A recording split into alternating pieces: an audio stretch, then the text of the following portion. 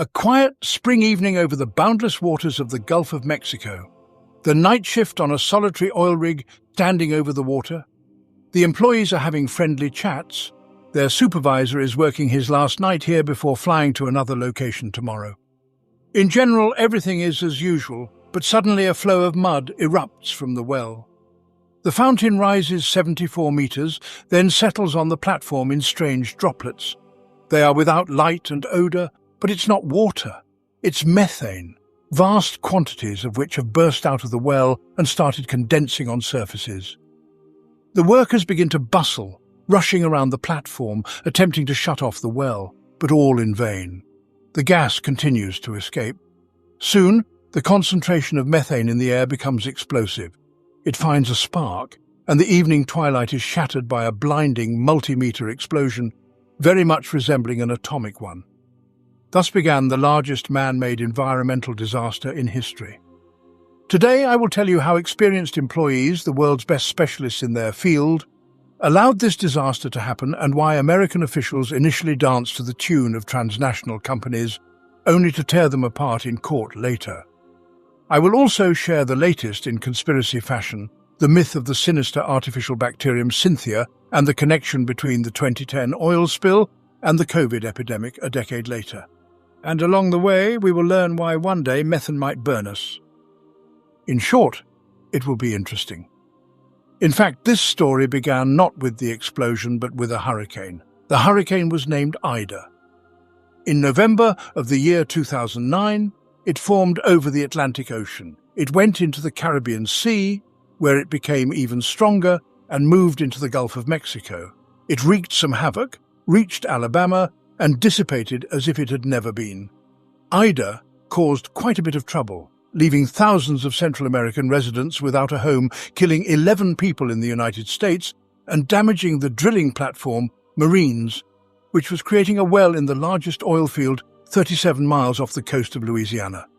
Nothing fatal, nothing blew up, no one was killed, but the platform needed to be sent for repairs, and to ensure that drilling did not fall behind schedule, another platform, Deepwater Horizon, sailed in to take its place. But this unplanned replacement led to constant haste, and that ultimately led to a giant blast and oil spill over many, many square miles. April 20th, 2010. Work on the Deepwater Horizon drilling platform was proceeding as usual, at least that's how it appeared. Although in reality, everything had long been going haywire. The employees simply hadn't noticed yet. In the evening, a new team took over the night shift, led by their supervisor, Jason Anderson. In fact, he wasn't even supposed to be there that night. He had already transferred to work on another platform and had only flown in to train the shift, but his replacement had not arrived on time. Jason stayed to clear his locker and say goodbye to the team. That's what he told his wife during their last phone conversation. As he was one of the top specialists on the platform at that time, it was customary to appoint him for the night shift. Jason Anderson would be in charge on the bridge during the catastrophe. It was his decisions that would lead to it, and he would pay with his life for those mistakes. Nevertheless, everything on the platform had already been going awry even before his errors. Due to Hurricane Ida and the platform change, work had begun to significantly lag behind schedule. In the oil business, delays of this magnitude translate into hundreds of millions of dollars in either lost profits or direct losses. What do effective managers do in such situations? Naturally, they start cutting corners on quality standards and safety procedures just to meet deadlines. And after all, deep-sea drilling is no easy task.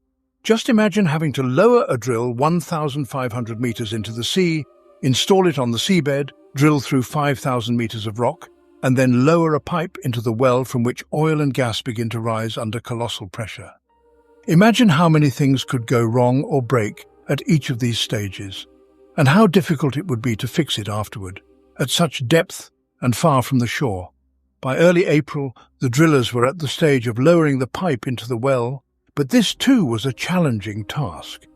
It was necessary to lower the enormous pipe into the well with perfect precision so that it was aligned exactly at the center. After that, the outside of the pipe in the well would be filled with special cement that serves as a seal. To ensure the pipe is centered, a special device called centralizers is used. The pipe inserted into the well is guided by 6 centralizers. 3 days before the disaster, a specialist from Halliburton wrote to the platform management stating that this amount was insufficient and at least 21 centralizers were needed. The management scratched their heads and agreed. They decided to order the missing equipment and temporarily postponed the pipe installation.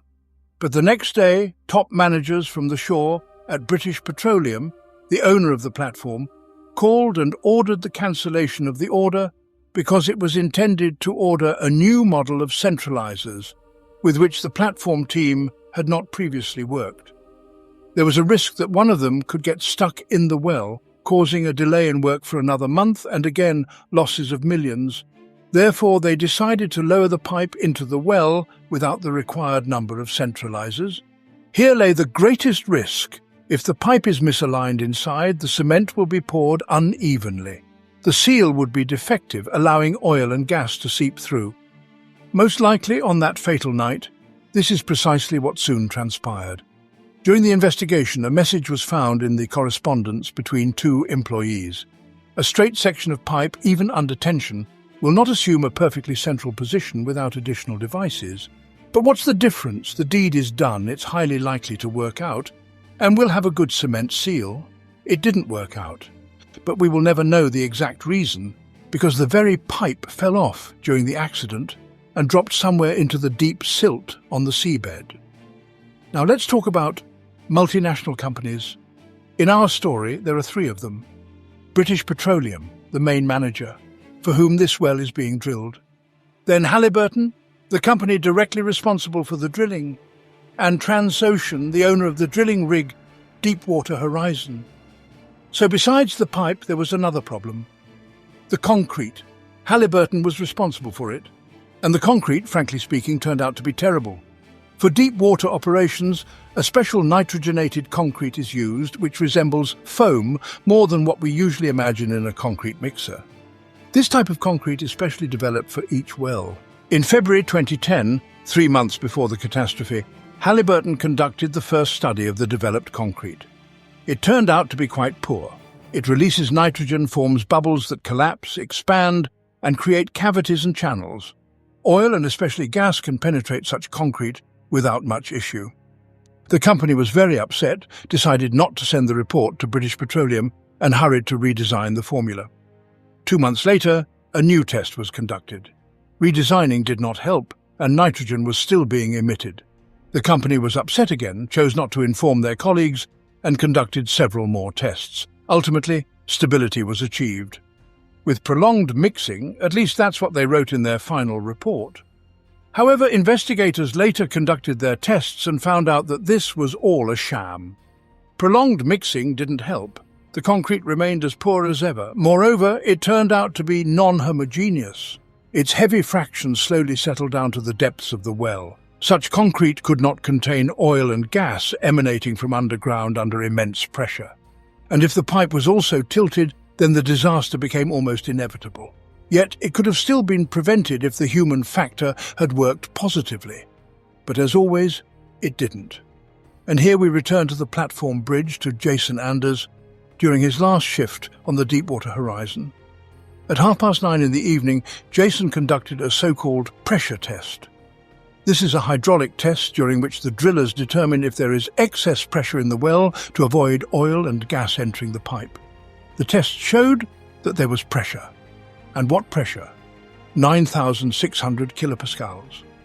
This indicated big problems down below. However, Jason and the guys were enjoying their last shift together so much that nobody wanted to think about problems, and Jason assumed it was the bubble effect, as if some geological fraction blocked the passage in the pipe and created excess pressure. So in reality, there's no breakthrough. Everything is okay, and they can relax peacefully. Anderson sent an employee to check if water and mud were flowing from a small pipe lowered into the well to monitor such situations. The employee checked and reported that nothing was flowing. Jason decided he was right and continued chatting with the guys. However, the small monitoring pipe was simply clogged. and a massive leak had begun in the larger pipe. After a while, the accumulated pressure ejected all its contents several meters above the platform. Only then did the employees realize that a serious situation had occurred. Everyone started running around, frantically trying to close the well. It seemed that one of the employees managed to do this. He pulled the emergency disconnect lever. For several minutes, everyone thought the catastrophe had been averted. However, in reality, the emergency disconnect had failed, and during those minutes, an enormous volume of methane was escaping from the well. Why did the emergency disconnect fail? This became the subject of a lengthy investigation and debate afterward. Ultimately, the conclusion was reached that it was due to damaged cables. Another question arises. How did methane get into the oil well? That's a good question. I think it needs some clarification. The fact is that the planet we live on is quite methane-rich. This gas is produced by the planet itself in vast quantities. Most of this methane is hidden underground or in deposits at the bottom of the northern seas. There are entire underwater fields of methane in a special hydrate state there. The gas resembles small clumps of snow wavering at the sea bottom. There is even a scientific hypothesis that with global warming, more and more of this seabed methane will enter the atmosphere, enhancing the greenhouse effect. In turn, this will further heat the seas, releasing even more methane. Eventually, the atmosphere on Earth will change significantly, and that's it. Those who do not adapt to the new methane-rich Earth quickly will perish. This is the so-called clathrate gun hypothesis. Such a reaction sustains itself. The more methane released, the warmer the atmosphere becomes, resulting in even more methane being released, like a shot from a gun. Once the bullet is fired, it cannot be stopped, and the bullet has already been fired. There is a more radical version as well.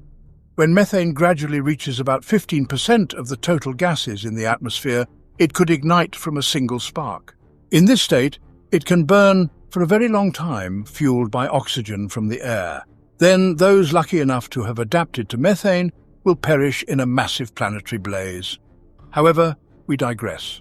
Underground methane often lies near oil fields. This was the case here. An enormous volume of methane emerged from the well and began to condense on all surfaces of the oil platform. People gradually realized this upon seeing everything around them become covered with unusual droplets. Then at 9:49 p.m. there was an explosion. A witness who saw it from a distance described it as similar to an atomic explosion with the same mushroom cloud. In reality, this was merely an appearance. Methane does not explode. It merely ignites and burns rapidly. Its concentration on the platform reached those very 15%. It ignited from an accidental spark and very quickly, within a few seconds, burned up in large volumes. From the outside, everything appeared like an explosion. Then a large-scale fire started on the platform. Methane from the well continued to flow and, accordingly, continued to burn. There was almost no panic among the staff. Both the drillers and the platform workers knew how to act in emergencies. They systematically evacuated the burning platform using 2 lifeboats and a raft. Out of 126 employees, 115 survived. The last 10 or so, who did not have access to rescue means, jumped into the water, illuminated by the enormous fire from an 18-meter height. During the evacuation, one of the workers pulled the lever of a mechanism which the platform workers themselves called dead man's switch. It was installed on the drilling rig and could sever the pipe, sealing the well shut to prevent oil and gas leakage, even in case of an accident and fire above. However, the dead man's switch also failed. A second equipment malfunctioned within half an hour. This seemed excessive. As it was later discovered during the investigation, the dead man's switch was only charged halfway, so it lacked the power to sever the pipe. However, research and operational practice indicated that even a fully charged dead man's switch only successfully completed its task 50% of the time. As a result, foreign companies, except American ones, refused to purchase such a mechanism. Since oil and gas continued to escape, the platform burned non-stop for the next 36 hours, until finally its structures melted and collapsed into the ocean. Only then did the fire extinguish. In this explosion, all 11 night shift workers who were on the bridge at the time perished. We have already been introduced to Jason Anderson. Let's say a few words about his colleagues. Aaron Dale Bergen. He once told his sister that no matter what happened to him on that platform, he would survive. He would swim to an island somewhere. Believe in me because I will do it. Bergen was a crane operator. Survivors said that the explosion threw him from the cabin and he fell onto the deck from over 15 meters high. Roy Wyatt Kemp sensed something weeks before the disaster. He told his wife that something was bound to happen on the deep-water horizon. He gave instructions regarding his funeral. He asked to have photos of his daughters placed in his coffin. However, in the end, there was no coffin because there wasn't even a body left of Roy. His widow requested that the photos of their daughters be etched onto the tombstone, Gordon Jones. 10 minutes before the explosion, he spoke with his wife. They were choosing a name for their child, who was due in 2 months. All of this is very tragic. However, the accident had far more global consequences. When the fire ended 2 days later, and the blackened structures of the platform collapsed into the water on the morning of April 22nd, many sailors on the gathered ships around likely wiped their brows and rejoiced that the hardest part was over. But they celebrated in vain. At noon, an oil slick appeared in the place where the platform had stood, and it grew larger every hour.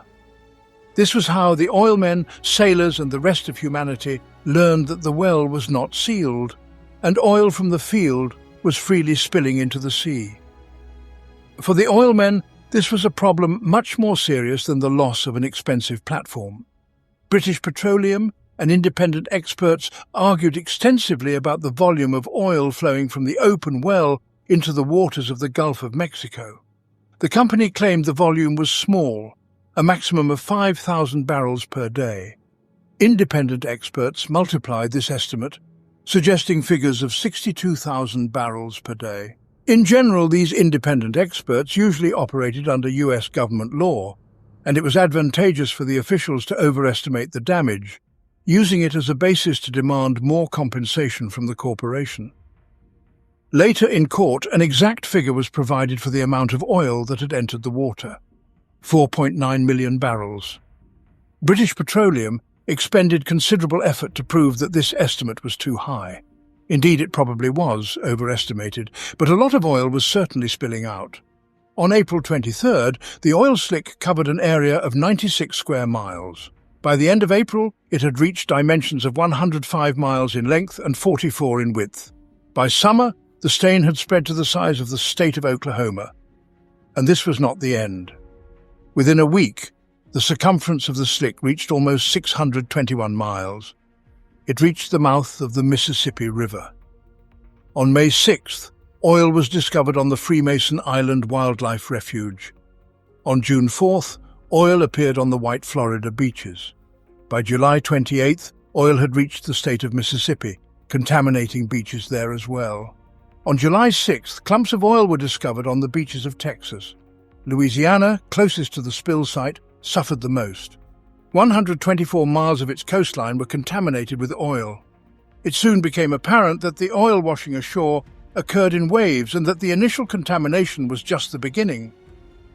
By autumn, nearly 1,242 miles of the US coastline were polluted. However, the problems were not only on shore.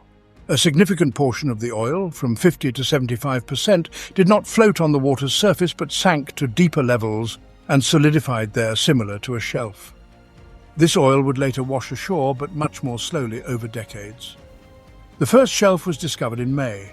It spanned 10 miles in length, up to 3 miles in width, and was 90 meters thick. By August, the underwater oil plume lay at a depth of 0.6 miles. Later, when the well was finally sealed and the flow of new oil stopped, these shelves turned into underwater lakes, black and lifeless. The largest underwater oil lake was the size of Manhattan, and these reserves gradually washed ashore with the seawater. Initially, these were cleaned up by state and public efforts. But even when the leakage was stopped, the beaches were covered after each tide. This was bottom oil, and it could wash ashore for years. By 2013, it became clear that these beach cleanups did not solve the problem and could continue indefinitely. However, They did not cease due to public pressure. By the end of May, on the American coast of the Gulf of Mexico, 189 dead sea turtles were found, along with many birds and other animals. By November, 7,000 dead animals had been collected, and this was just the beginning. In the subsequent years, the mortality of cetaceans in this area increased several times over. In April 2013, it was reported that dolphins continued to die in record numbers, with dolphin calves dying 6 times more often than usual. Other marine inhabitants were documented to have heart problems for years. Naturally, there was a rush to solve the problem, and of course using the most advanced scientific methods. We will discuss the desperate attempts to seal the cursed well later, but for now, I will tell you how people fought against the oil that had already made its way into the Gulf. This task was also undertaken by British Petroleum. Does it seem strange to you that the American authorities entrusted such a crucial state function, saving citizens from ecological disaster, into the hands of a foreign British company? Or does it not? You will find yourself amazed by this repeatedly, but later I will explain that there is nothing surprising about this. So, British Petroleum first blocked access to the disaster area for journalists and the public. Even the yacht of Jean-Michel Cousteau, who had arrived to help, was thoroughly searched to ensure that not a single journalist was hidden somewhere on board. Then the corporation sent about 47,000 people, 7,000 ships, and thousands of aircraft to the Gulf. Why? To continuously spray dispersants day and night. These are chemicals like Corexit, which break oil into small fragments that are conveniently consumed by bioremediators, bacteria that feed on oil. Now, such bacteria are not uncommon, but 14 years ago, it was still something new. A bacterium with the beautiful name Cynthia was specially developed for the cleanup of the Gulf of Mexico. British Petroleum sprayed this Cynthia mixed with tons of dispersants throughout the Gulf of Mexico. The plan was, in its way, brilliant. The catastrophic scale of the disaster could be remedied at a very small price. The bacteria were to do all the work and then quietly die off, like yeast in wine. However, then began the wonders of living nature. As it turned out, Cynthia enjoyed consuming any hydrocarbons and favoured methane over oil. In any case, it first devoured all the methane. It reproduced extensively on it and began floating in the water as thin, murky, carpet-like colonies, quickly integrating into the local ecosystem. It interacted so successfully with them that, in the following years, residents of the American coast experienced a sharp increase in respiratory and skin diseases. The diseases were unfamiliar. The skin infection closely resembled scabies, but an individual did not infect their household members. This is strange, because scabies is typically highly contagious, and the respiratory diseases were dubbed blue flu or BP flu in honor of British Petroleum.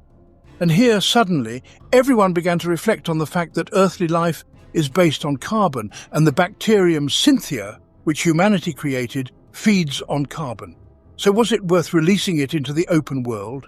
This story with the bacterium, Cynthia, does not have an unambiguous end. Back in the 2010s, this topic was quickly shelved, and later Cynthia was linked to COVID conspiracy theories.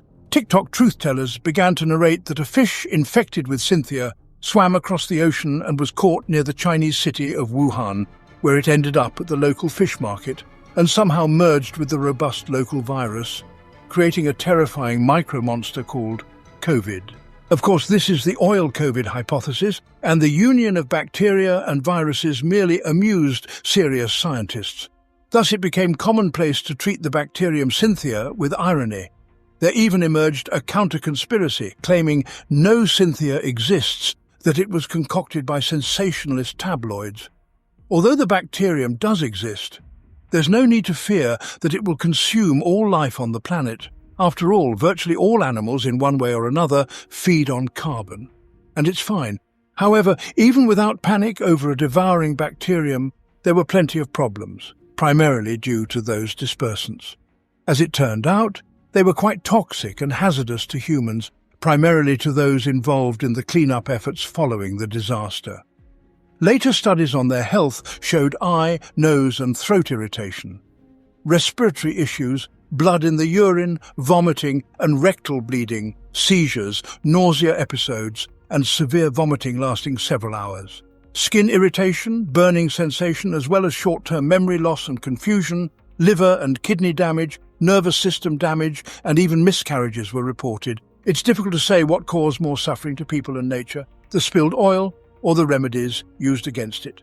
It is considered that in the ensuing years, Corexit became the cause of fish and shrimp mutations.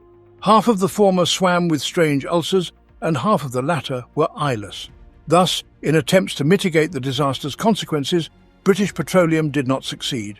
A significant portion of the oil remained on the seabed for many years, but perhaps in handling the disaster itself the company performed better? Alas, no. For many months the oil continued to spill. Attempts to seal the well were futile. Initially, oilmen sent 3 remotely operated deep-sea vehicles to the rupture site. They tried to close the blowout preventer valves but failed. Then, BP placed a massive 125-ton containment dome over the leak. A pipeline from the dome was supposed to siphon the excess oil into tanker ships. Yet this was another seemingly excellent plan that did not work. Oil is rarely extracted at such great depths, 1 mile.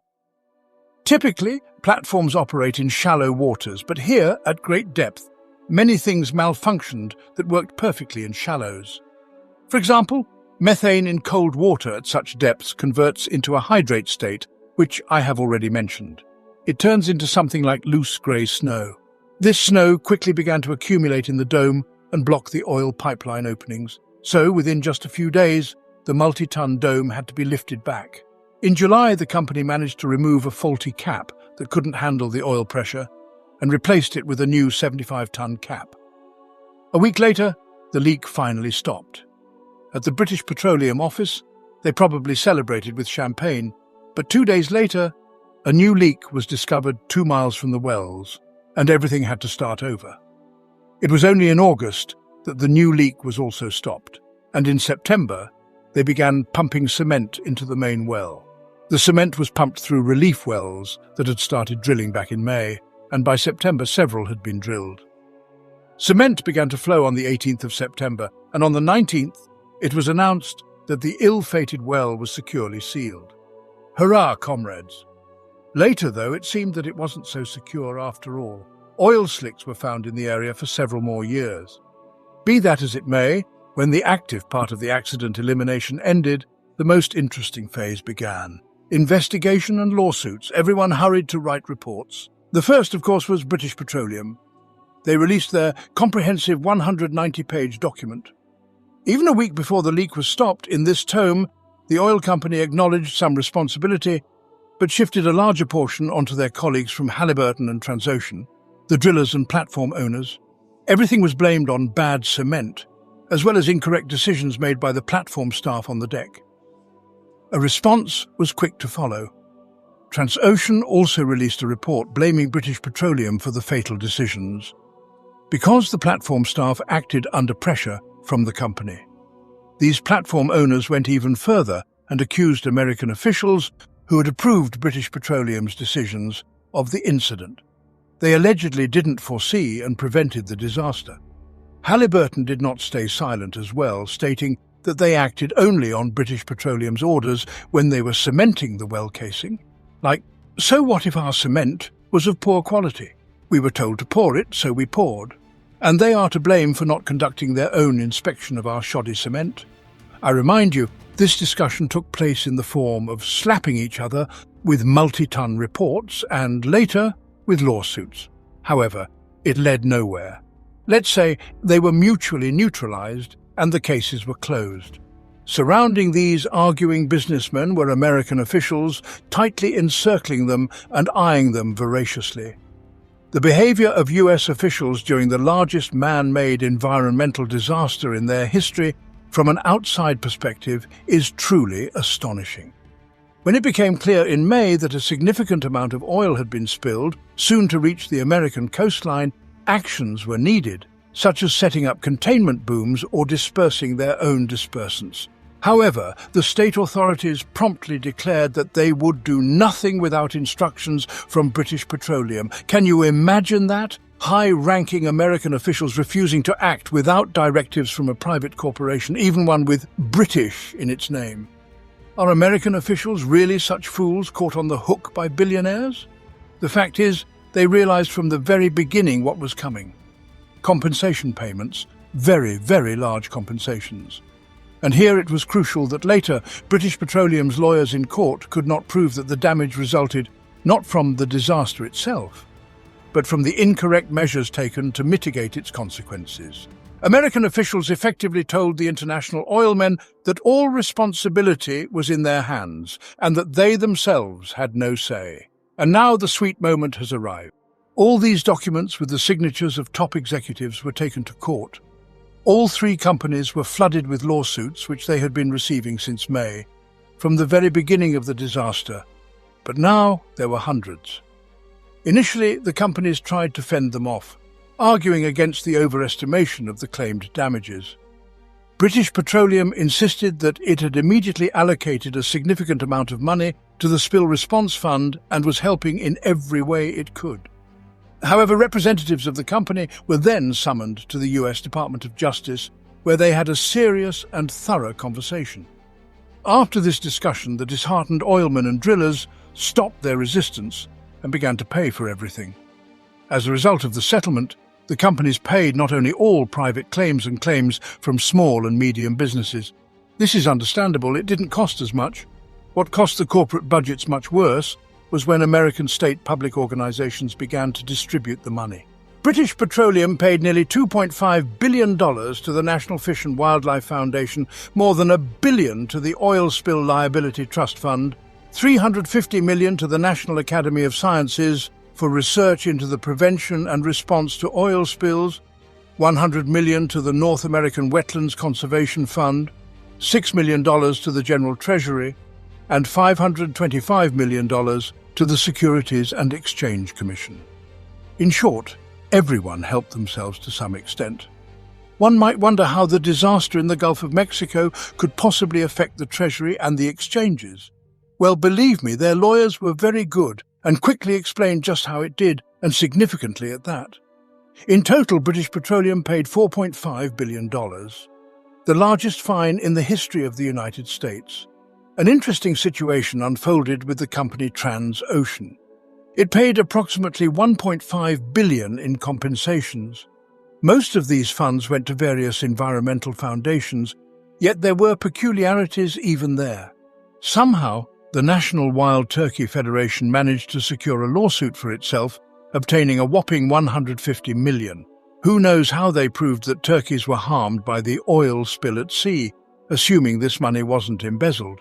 If the funds indeed went to the causes declared by the Federation, then wild turkeys in the United States must still be thriving. However, the oil industry's serene existence after this financial bloodletting didn't last long, because it's hard to stop when something seems to be working well. Soon, the Americans revisited the companies, explaining that, in all fairness, they ought to pay more. The fact was that the then-President Barack Obama had a very stern stance towards offending companies. He delivered condemnatory speeches and endorsed the harshest measures. People listened to him, agreed, and headed back to the courts. Although there was one unpleasant episode in Obama's past. In March 2010, a month before the Gulf of Mexico disaster, he lifted the ban on oil and gas drilling over much of the eastern US coast and along the coast of northern Alaska. At that time, it seemed like a good idea in the US, helping garner support for the energy and climate bill and reduce foreign oil and gas imports. Now, this repeal could have become a severe blow to Obama's political reputation.